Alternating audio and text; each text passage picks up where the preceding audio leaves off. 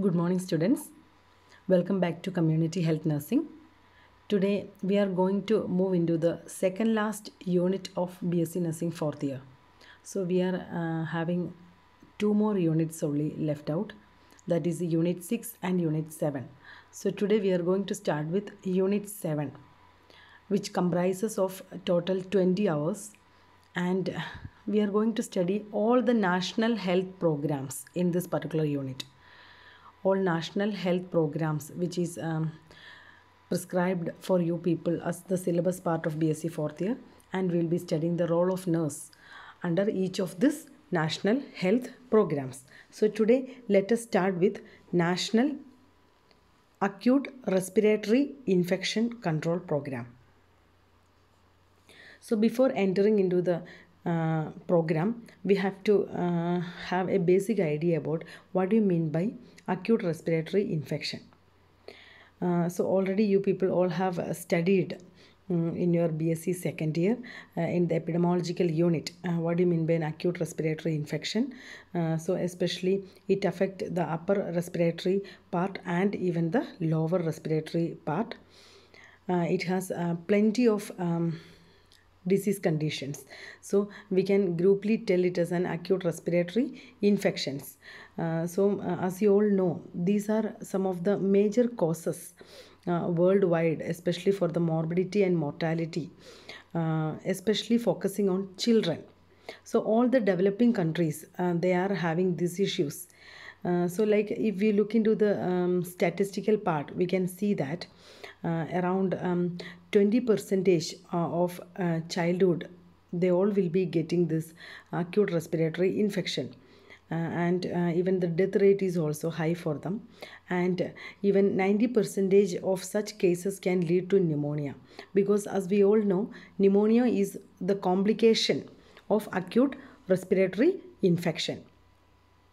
So in that itself, around 70 percentage usually it will be affecting the upper respiratory tract, and 30 percentage it affect even the lower respiratory part. So all this infection comprises the acute respiratory infections, because especially children are more suffering because of this particular infection.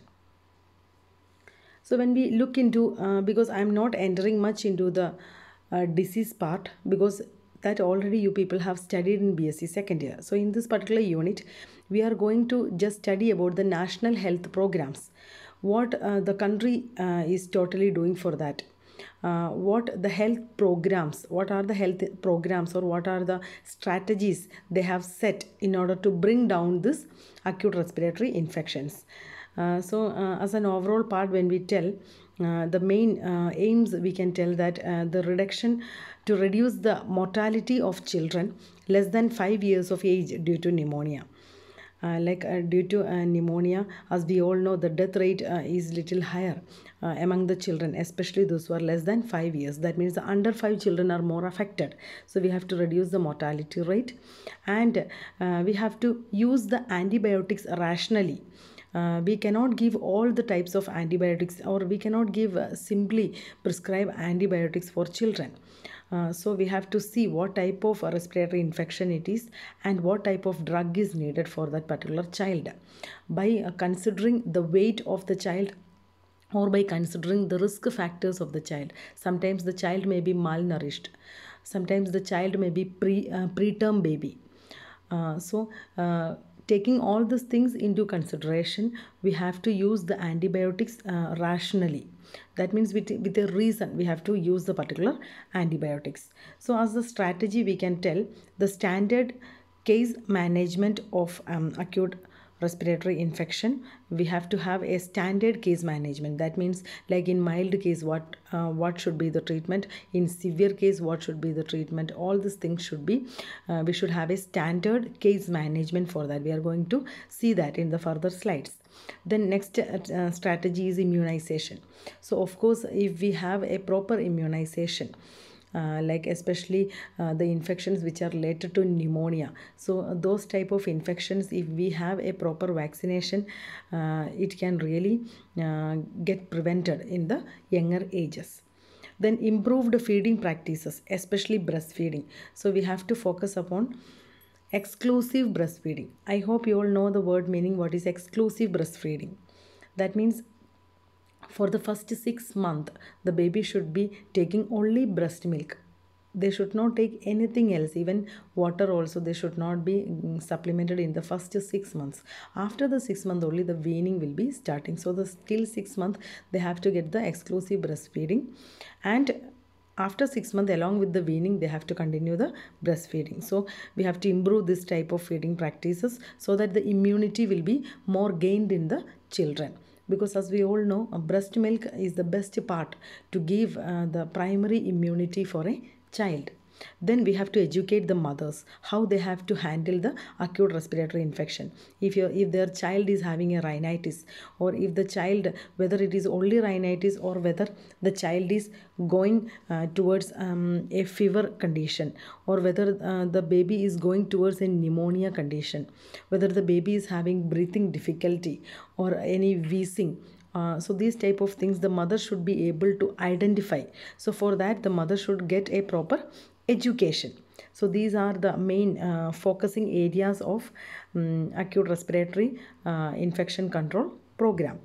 So the main objectives, the first two things which already we have discussed, the main objectives are to reduce the mortality from acute respiratory infection, especially from pneumonia, and to reduce the inappropriate use of antibiotics and other drugs for the treatment of acute respiratory infection in young children. So proper usage of antibiotics and the reduction of mortality, these are the two main objectives of this particular program.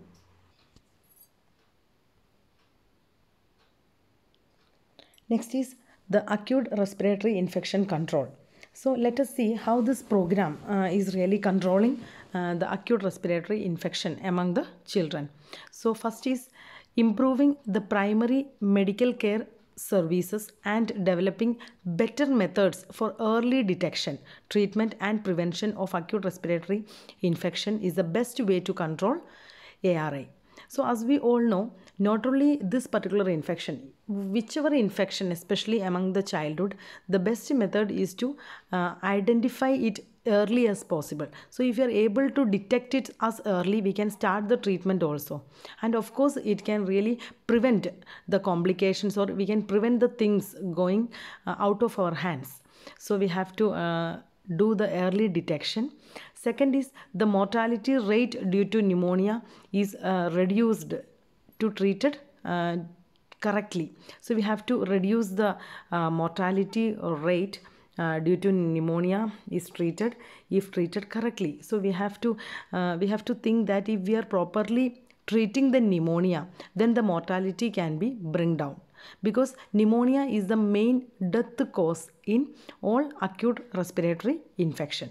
Then we have to educate the mothers regarding pneumonia. That's why I have told the main thing is the mother or the caretaker should be able to identify what are the danger symptoms, or whether their child is going to a stage of pneumonia or not.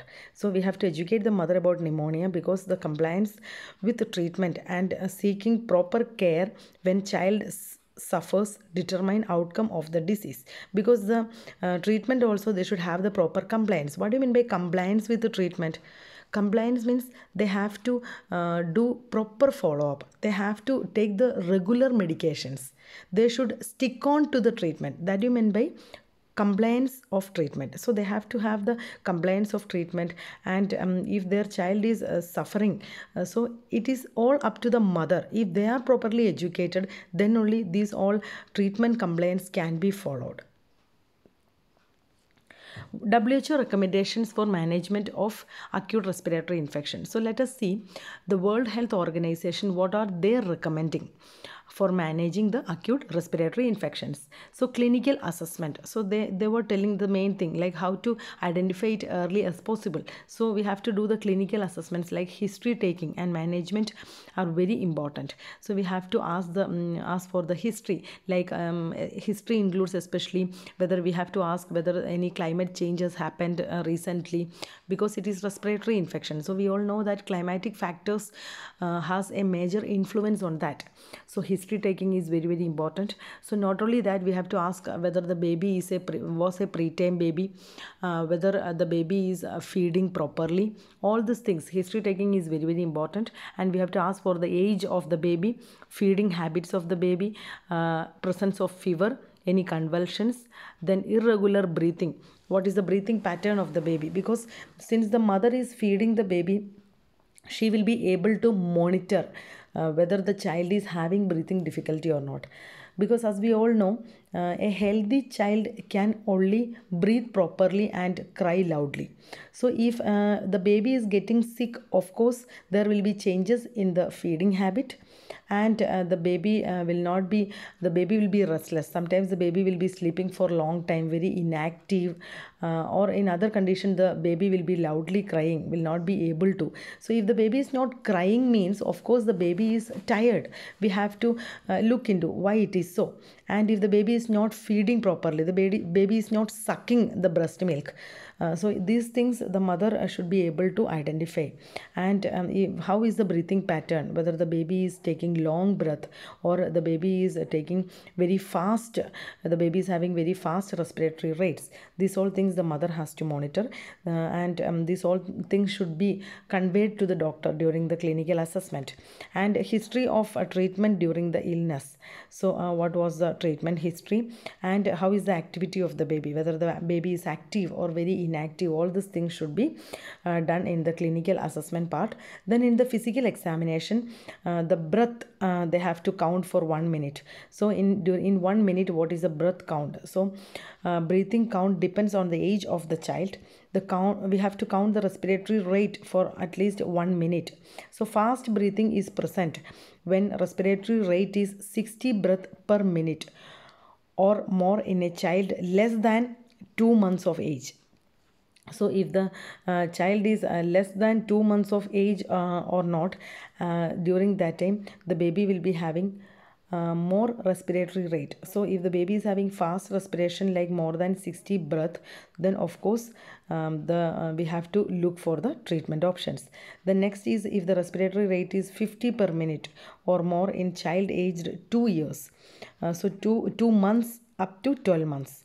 So up to 2 months 60 breath, up to 2 months or 12 months, up to 12 months, that is a minimum of 2 years. So if the baby is having 50 breath, and if the child is having the age of 2 years to 5 years, then 40 breath per minute. So this type of counting of the breath should be taken in during the physical examination. And chest indrawing, we all know that in case of acute respiratory infection, there will be chest indrawing. What do you mean by chest indrawing? So in the picture very clearly we can see that, like we can see the chest wall is indrawn, alle chest ശരിക്കും ഉള്ളിലോട്ട് വലിഞ്ഞിരിക്കുന്ന ഒരവസ്ഥ. So look for chest indrawing when the child breathe in. When the child is breathing in, the chest will be indrawing, and the child has indrawing if the lower chest wall goes in when the child breathe. So when the child is breathing, if the lower chest wall is going in, then we can tell that the baby is having the chest indrawing. It occurs when the effort required to breathe in is much greater than normal. So in a normal breathing there will not be any chest indrawing, but if the baby is struggling for breathing or extra effort is required, during that time there will be chest indrawing. The next thing is stridor. Stridor means there will be a harsh voice while breathing in. That is known as stridor. It occurs due to narrowing of the air passages like trachea, larynx or epiglottis. If any of these things are narrowed, then there will be noise while breathing. That is known as stridor. So these conditions, this condition is often also known as croup. CROUP. So croup means the baby is having chest indrawing and stridor while breathing. Then the presence of wheezing. I know you all know the meaning of wheezing. A child with a wheeze makes a soft whistling noise or shows signs that breathing out is difficult for them. So breathing difficulty, like when they are not able to breathe out properly, they will be producing a wheezing sound. This is due to narrowing of the air passages. Then fever. check the body temperature. We have to check for the body temperature. If there is fever, it is indicating that the baby is getting more infection. That means there is a chance of pneumonia also. And cyanosis also we have to check. Like cyanosis, the sign for hypoxia. So if the baby is not getting enough oxygenation to all the body parts, we can see the periphery areas like tip of the fingers or in the palms or in the sole, there will be bluish discoloration. That is known as cyanosis. Then the danger signs are persistent vomiting, if the baby is having persistent vomiting, or reluctant to feed. The baby is not feeding, as I have told, if the baby is not taking the breastfeeding properly, and if the baby is having convulsions. So in these three particular cases, we have to be very much aware, because these three are the danger signs of a baby. So ask about risk factors. So we have to ask about the risk factors to the mother. So when they come to the clinical side, this is all the part of early detection. So we have to ask for the exposure to cold weather, or there is any history of birth problems. You have to read it as birth, BIRTH. The R is missing there. Any history of birth problems. Or poor nutritional status, whether the baby is underweight, or the baby was a low birth weight baby during the birth, or early weaning, whether they have started weaning before 6 months, and what is the immunization status of the baby, whether the baby has taken the immunization till that time properly as per the age. Then poor socio-economical status, parental smoking, if any of the parents are smoking in the indoor, that means inside the house.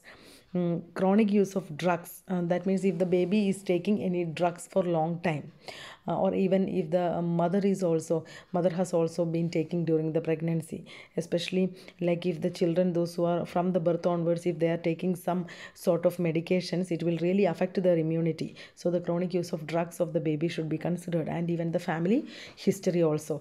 All these things should be asked, because these all are the risk factors. So then we have to look and listen for respiratory rates.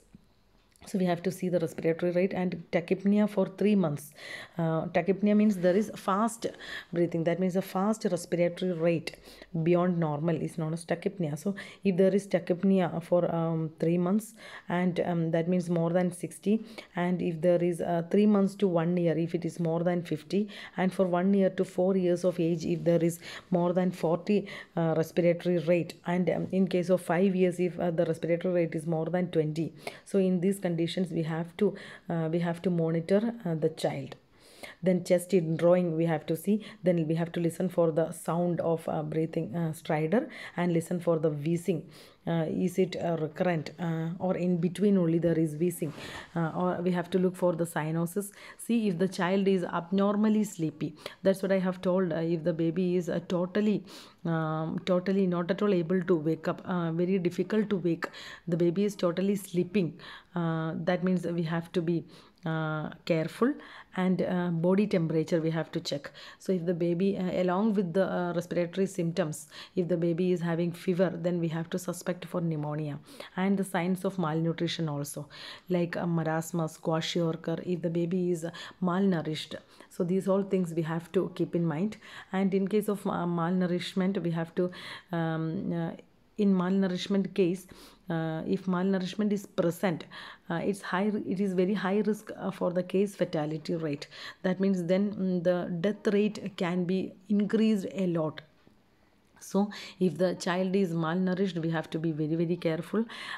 If in severely malnourished condition, like child with pneumonia, fast breathing and chest indrawing may not be evident.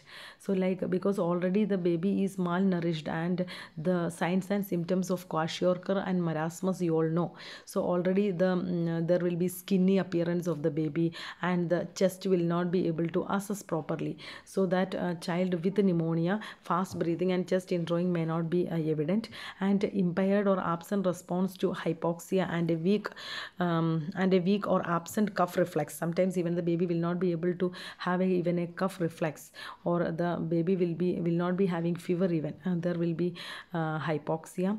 There will be a less stage of oxygenation, and careful evaluation and management is needed in such particular case. Why? Because during malnutrition, as they have clearly told, during malnutrition we will not be able to take up the proper signs and symptoms of pneumonia also. So in case of a child with malnutrition, we will not be properly able to check out the chest in drawing, or the cough, or the sound of breath, hypoxic conditions. So we have to carefully evaluate, and we have to manage a child with malnutrition along with acute respiratory infection. So when we look into the control program, we can see that acute respiratory infection is an episode of acute symptoms and signs resulting from infection of any part of respiratory tract and related structures. It constitutes around 22 to 66 percentage of outpatients and around 12 to 45 percentage of inpatients. So many of the patients, they come to the hospital and they take treatment and they go off, because they will not be able to have that much of breathing difficulty which lead them to get admitted in the hospital. But around 45 percentage of cases, they need inpatient departments. They have to get admitted because they need oxygenations or further support for breathing. So in India, around 10 to 50 children die per 10,000 episodes of acute respiratory infection. So if there is around 10,000 children are affected with respiratory infection, in that around 10 to 50 children die because of that. So you can think about the severity of respiratory infection among children. In this particular program is to especially focus to identify the children with acute respiratory infection at the community level by training the field workers to recognize easily and reliably identifiable clinical symptoms of acute respiratory infection and early references. So this program especially, they focus to identify the child as early as possible in the community level. That's why the field workers, especially the male health workers or the female health workers, or the ASHA worker or the Anganwadi worker, they all will be given training to identify how to identify a child with respiratory infection, or we have to monitor the child, or we have to do the proper assessment, especially the breathing assessment of the child. So this should be given to the field workers so that we can able to identify the clinical symptoms as early as possible. So the WHO protocol, it comprises of especially 3 steps, that is case finding and assessment, next is case classification, and institution of appropriate therapy. So these are the main 3 protocols which World Health Organization tells for the acute respiratory infection control. So the first one is case finding and assessment. As I have told, the cough and difficulty breathing in children less than 5 years of age should be monitored, and fever is not an effective criteria. Sometimes the people may only look for the fever. If the child is having fever, then only they will take to hospital. No, not only fever you have to check for, you have to check for the cough or the difficulty in the breathing or the chest indrawl or the sounds which they produce while breathing. Step 2 is case classifications. So like we can classify group into 2. The infant who is less than 2 months and older children, specific signs to be looked in younger children, like feeding difficulties, whether they are having improper breastfeeding and very lethargy, they are not able to wake up, they are fully sleepy, and hypothermia if the temperature is less than body temperature as usual, and if there is any convulsion for the baby. So these things we can classify. We have to look for especially infant those who are less than 2 months. And in case of infants more than 2 months, it is greater than, the symbol you have to read refers. So if the infant is greater than 2 months, then pneumonia is diagnosed if respiratory rate is 60 per minute with other clinical signs. All should be hospitalized, all should receive IV medications and a minimum duration of 10 days.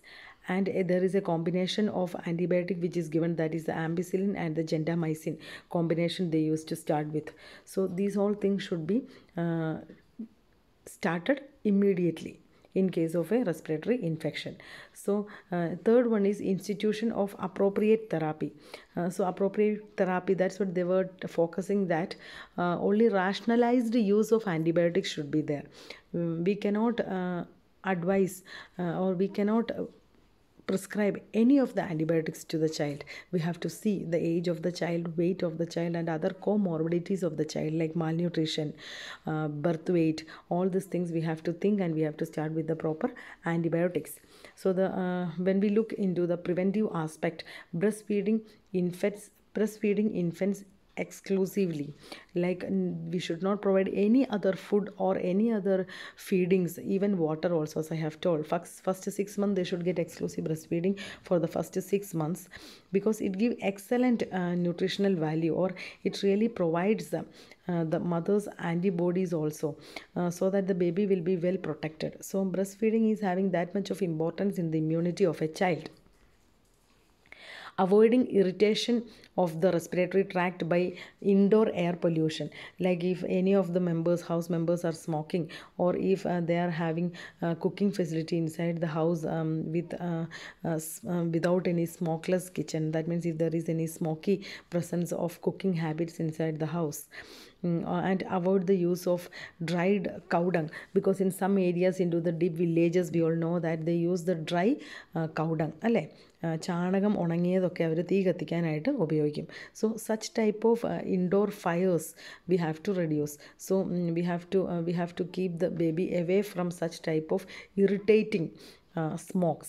Then immunization of all child with the routine expanded program of immunization. So we have to immunize, as I have told. The immunization, especially against the infections which can lead to pneumonia, can really prevent the baby from acute respiratory infections. Then feeding the children with adequate amount of varied and nutritious food to keep their immunity strong enough. So while weaning starts also, we have to provide various nutritious food. So even children, when we tell, we are mainly focusing upon under 5 children. So under 5 children, we all know their likes and dislikes are they are really we cannot even imagine what they like and what they don't like. So it's up to the mother or the caregiver what the baby likes, and along with that she has to look whether the baby is taking up all the nutritious food. So they have to inculcate such habit that they have to include all the minerals, vitamins, a balanced diet into the baby's dietary habits. Then control the spread of respiratory bacteria by educating the parents to avoid contact as much as possible between their children and their parents who have acute respiratory infection. So especially children, they are having low immunity, we all know that. So those who are having acute respiratory infection, they should not come very close, they should not have any close contact with the child also. People with acute respiratory infections should cough or sneeze away from others, and always they have to cover the nose and mouth when they sneeze or cough, because they have to control or prevent the airborne droplet transmission. Then immunization also increases the control by reducing the reservoir of infection in the community and increase the level of herd community. That means the whole community, the whole group, the herd will be getting the community immunity, so that of course that particular community will be having a good immunity, and there will be less chances to have the reservoirs of the infection. So when we were telling about immunization, so let us see which are the immunization which is helpful for preventing acute respiratory infection. So the first one is the vaccination against measles. So because pneumonia is a serious complication of measles, so as we all know, it is taken in the 9th month of age. So measles vaccination can really prevent acute respiratory infection. And at the same way, Hib vaccine, that is Haemophilus influenza B vaccination, because it is also having the main signs and symptoms like meningitis, pneumonia. So this type of death also can be prevented by Hib vaccination. So Hib vaccination can be also given as a part of immunization against acute respiratory infection. The schedule is 6, 10 and 14th weeks, and even the booster dose is also given between 12 to 18 months, and this vaccine is not recommended after 2 years of age. Then the pneumococcal vaccine, so it is also one type of vaccine usually given. The other two is more prevalent in India because we are more focusing upon the Indian vaccination schedule. So pneumococcal vaccine, this can also be taken if you are to an area of prone acute respiratory infections, or the baby is having a need of that particular vaccination especially. So it is a polysaccharide non-conjugate vaccine containing capsular antigen of 23 serotypes against this infection. There is no need for you to by heard this. You can just remember pneumococcal vaccination can also prevent this particular acute respiratory infection. Children under 2 years and immunocompromised do not respond well to this vaccination. So that's why this cannot be given to all the people. So we have to think about, that's why we have to focus mainly on measles vaccination and Hib vaccination. And the other one is pneumococcal conjugate vaccine, the other one which is especially for infant and even toddlers. So this vaccination, it's a new one which is included in the Indian Academy of Pediatrics. So what is IAP? Indian Academics of Pediatrics. So they only used to recommend which all types of vaccination should be given for the children. So the Pediatric Association, they really recommend this, and it really prevents pneumococcal pneumonia and meningitis. And even effective against the otitis media. I hope you all know what is otitis media. That is middle ear infection. So the inflammation and infection of the middle ear. So these all it get protected, and even the dose is also same, 6 week, 10 week and 14th week, and even the booster is for 12 months. So this is all about the vaccination. And when we look into the management of acute respiratory infection, you can read this particular thing, because there is no need for you to write the management part, but still you should know about the management, because see, this management, everything is done under the National Acute Respiratory Infection Control Program. So if you know about the particular disease condition and what type of treatment is available under the government, then only you will be able to write about this. Is all coming under this National Health Program, which is controlling the acute respiratory infection. You can read this particular management column, which is very clearly given. So the signs and symptoms, it is given like if the baby stop feeding well, then convulsions are present and abnormally sleepy, and stridor is present, and calm baby, the baby is very calm, and wheezing sound is present.